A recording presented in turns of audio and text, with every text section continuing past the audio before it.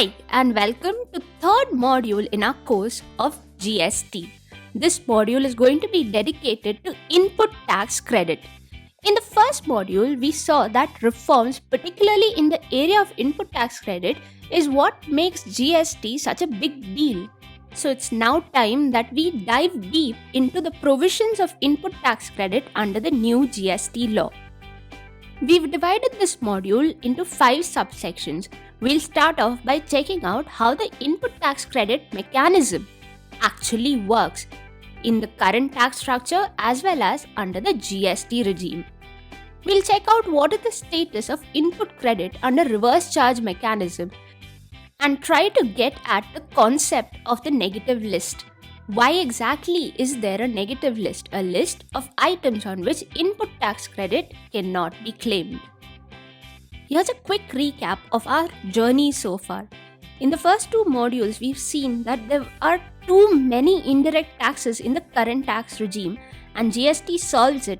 There are only 3 taxes: IGST, CGST and SGST. That most of the canons of taxation are not followed under the current tax regime while they are under GST. And the most important impact of GST is that of double taxation, of cascading effect, which is going to reduce significantly once GST comes in place. The costs, which are generally higher under current tax structure, would significantly reduce because of the impact of input tax credit, of reduction in the cascading effect. So let's get into this important factor of the GST, the input tax credit. Meet George. He runs a retail fashion store called Ballet Fashions. It's a garment store and he is wondering how input tax credit under GST would impact his business. So we have a business of a garment store. This is a primary taxpayer as far as our discussions on input tax credit goes. Now, to run this business, it will have to purchase a lot of goods and services. It need not necessarily be restricted only to raw materials. In fact, it never is. There are a lot of other ancillary goods and services that go into running this store. And so, a lot of goods and services are purchased, and as we've already seen, purchases under GST are called inward supply and sales are called outward supply. So combined purchases and sales are supplies. We can broadly divide all inward supplies into 2 main categories. Those supplies which go into value addition and those which go into overhead.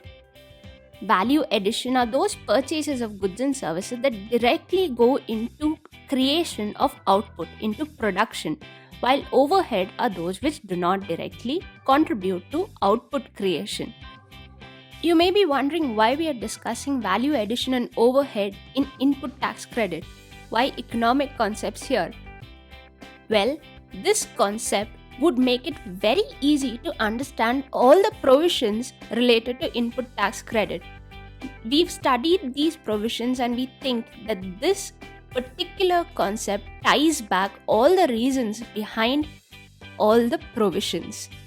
So, it's very important to understand this to make input tax credit really easy.